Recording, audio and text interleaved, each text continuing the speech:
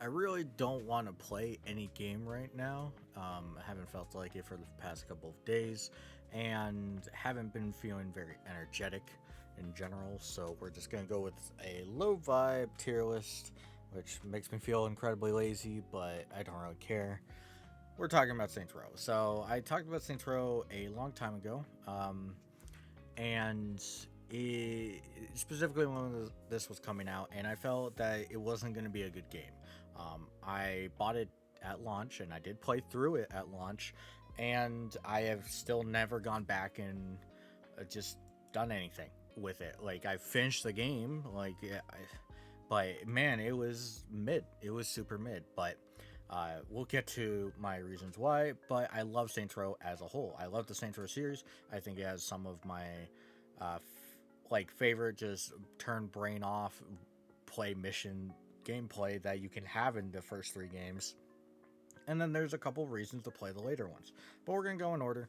Um, by technicality, these aren't exactly the games I will be talking about because there is like the re-elected version of Saints Row 4, which is different, and there's also Saints Row the Third Complete, which is also different.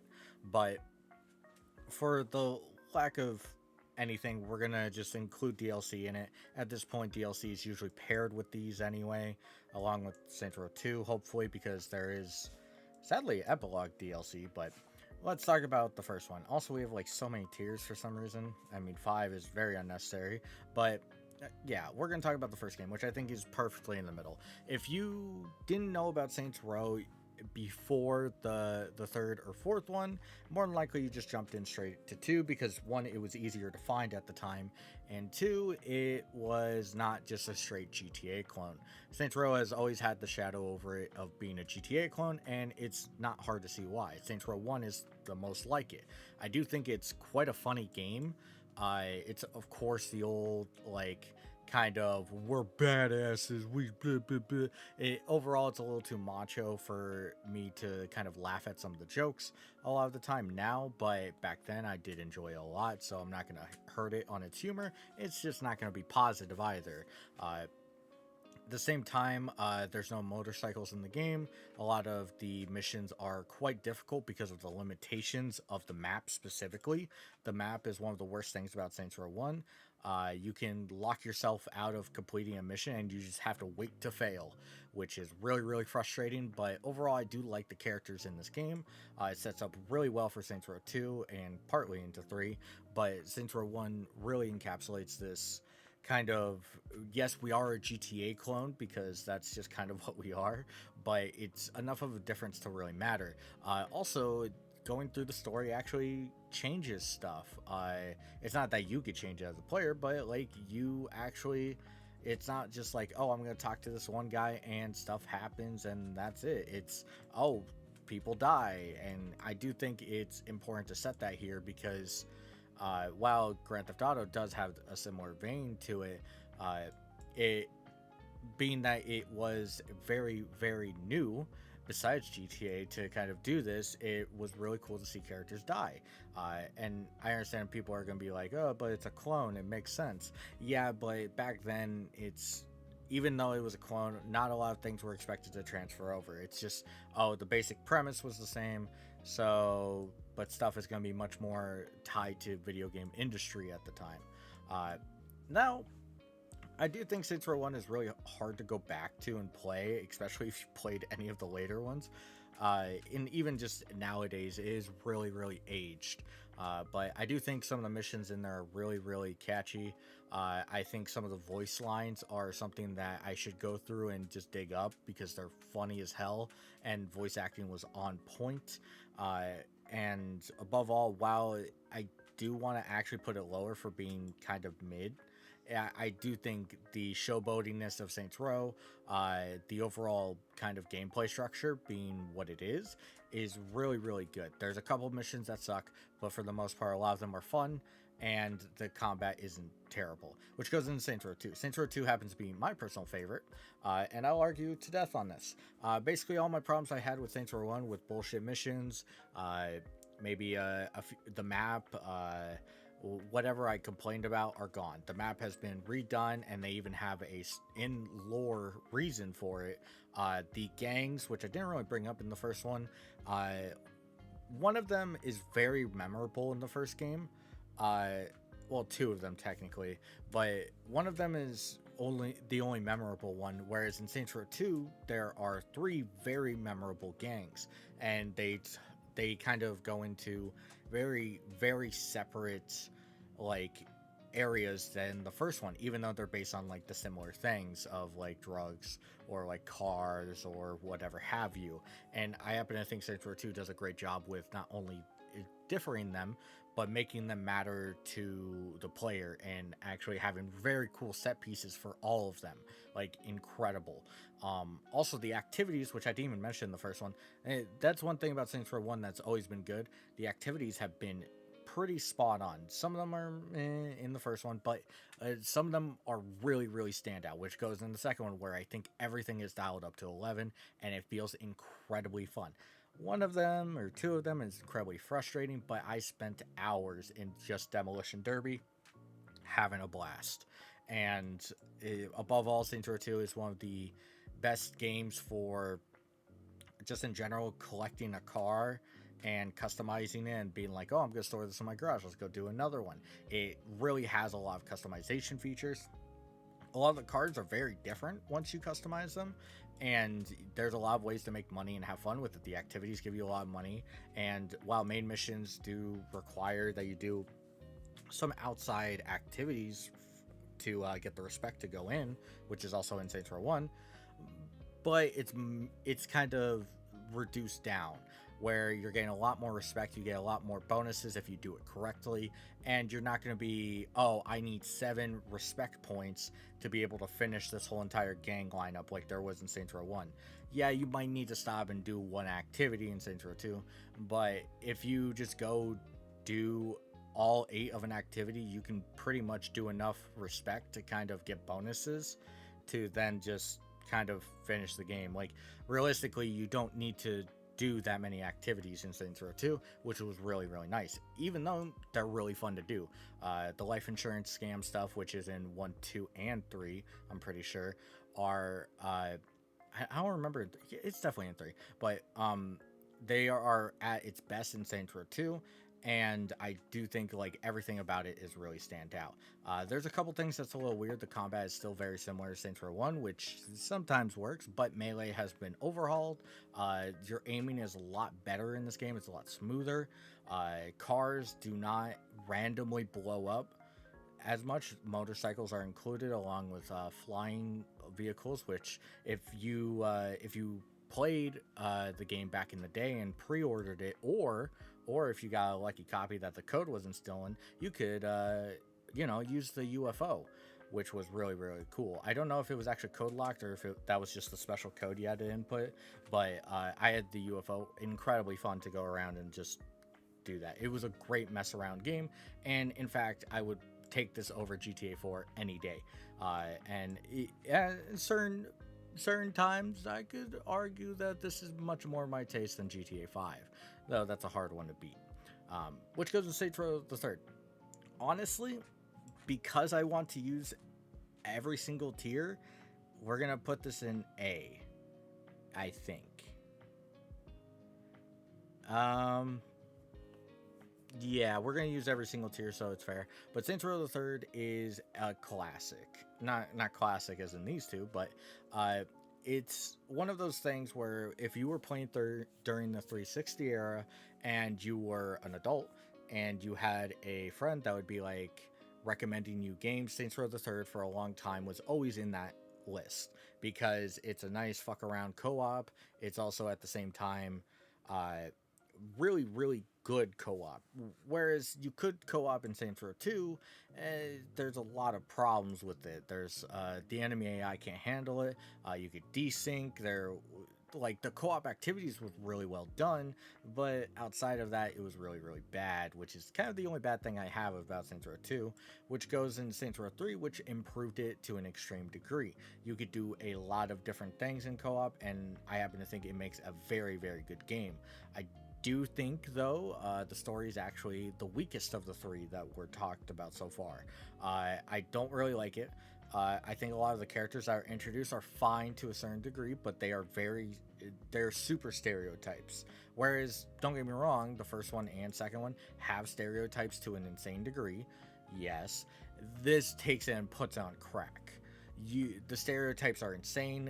It's very edgy humor, which this was macho edgy humor, but it still had a level of like, I don't want to say realism because that's not true at all, but it had a level where you can kind of, something was going on. And it's like, oh, maybe I could have seen that in real life. Where it's Saints Row the Third, nothing is. It's insane. It's very stereotypical. A lot of cliches in the game, and that can be really, really annoying, especially since this is the path they kind of chose to go down. Uh, Not saying it's bad. I still think it's a very good game. It's an A tier, but it still suffers from just kind of bloat in the story regard and also activity regard. The activities, I do think some of them have been improved, and there's some really fun activities that I think were added that kind of explore more facets of the gameplay than Saints Row 2 did, and I do really love those. But there's a lot of them, and it feels very bloated to go through and 100% the game. As somebody who has 100%ed every single Saints Row game besides the very last one, it is very, very brutal to do Saints Row the Third. I happen to think it's the most boring of all of them in that regard to do, which is really, really funny because we'll talk about these two. I do think there's some really cool weapons as well that was added, a little edgy and a little like adult humor jokes, which sometimes are very funny and sometimes aren't.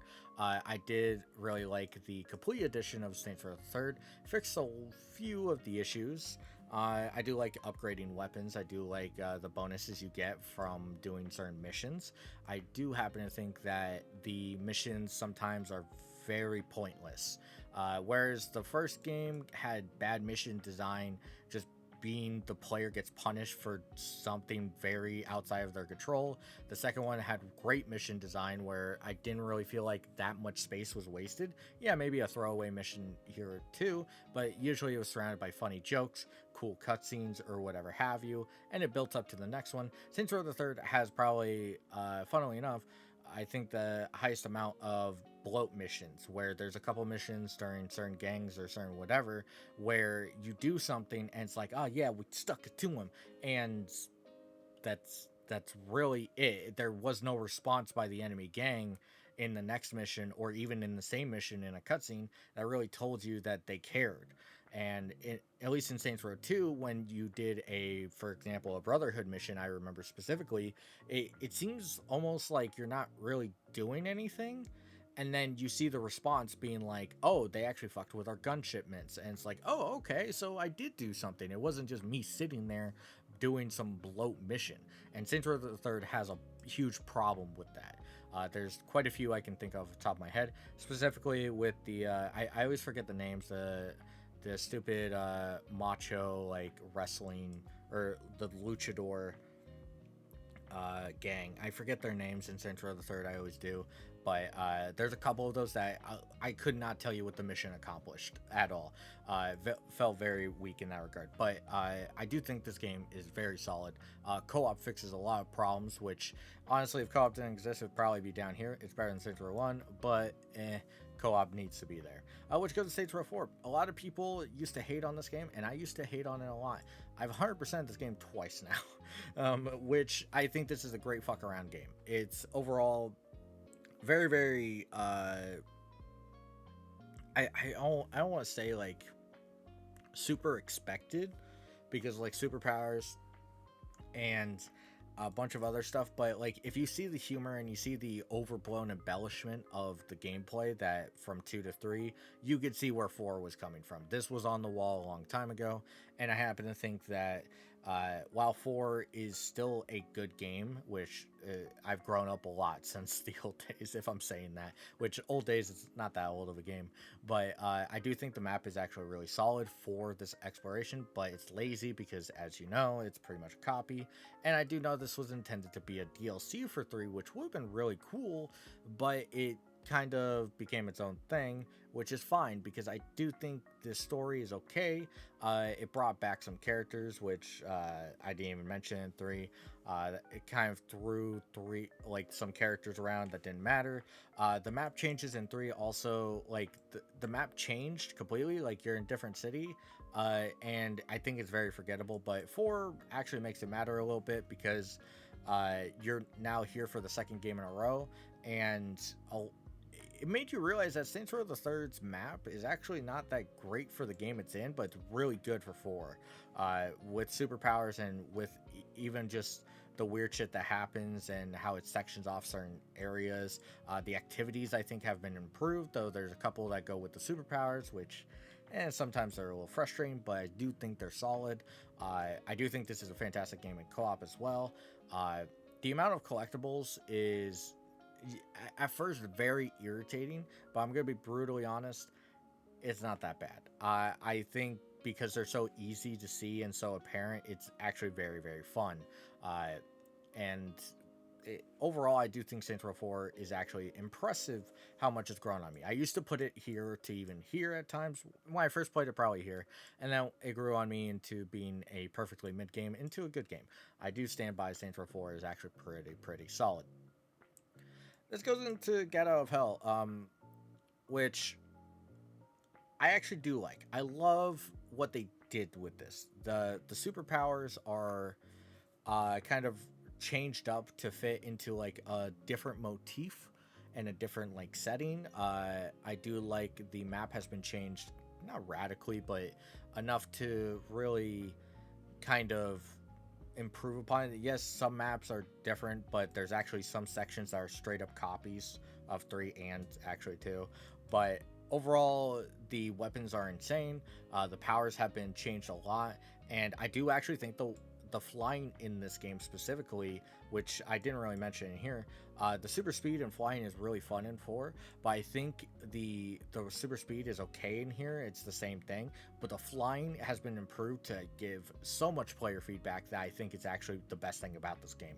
I really wouldn't mind a game that is focused just on that flying mechanic and exploration. I think it would actually be a nice little like $10 game. Like probably a little too much on that regard, but it's really good. And if you've played the game, you know exactly what I'm talking about. Or you just didn't like it and you're wrong. But Get Out of Hell also has an interesting story. It also talks about 2 characters that I think a lot of people really like, or at least I do. And at the same time, I do not mind the story because it kind of goes into really wacky hijinks. It becomes much more cartoonish than even Saints Row 4 and 3 were, which I think fits because it's talking about like a biblical theme, which I always laugh when you do something like this. When you take a biblical theme, you put this raunchy thing and you're like, okay, it's going to be like, hell, blah blah blah. No, we're making this extremely cartoonish. It's basically like you have like X-Men movies. This is a great example. You have like the X-Men movies, right? Like don't get me wrong, it's so ridiculous. There's some stuff that's really insane, but then you're starting to get into like Deadpool territory, and now we're just in true Deadpool. We're not X-Men anymore. It's not X-Men and Deadpool, it's just Deadpool.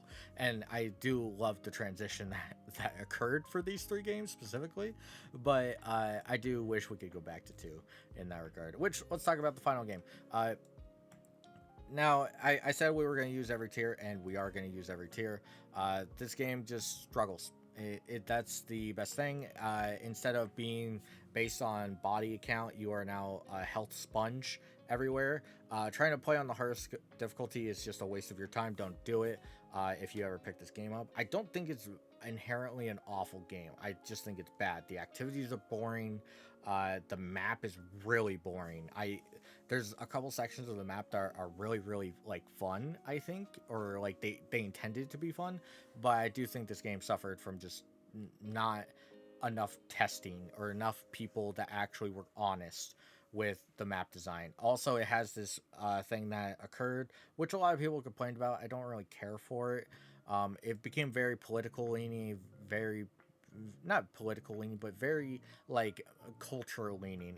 It leaned a lot on culture, which is not to say 4.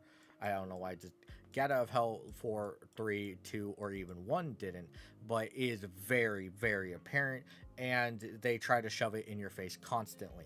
Whereas, like, they would make a joke or whatever, and sometimes they would kind of highlight it in the other games. I feel like this is very, very aggressive in almost every joke. There's a lot of puns in the game, which I don't think are that funny, but hey, I guess someone has to laugh. And I don't really like the cars in this game. Driving in Saints Row has always been kind of a weird mistress to the series, even though it's a GTA clone to start and then evolves somewhere else. But Saints Row 1, they're very floaty. Saints Row 2 kind of nails a lot of stuff, but they're still not as tightly controlled as you think. And 3 and 4 doesn't really matter. Like 3, it's different entirely. Like it's super floaty. It's back to 1, but because you could do wild shit in the car, it doesn't really matter. And 4, why would you ever drive?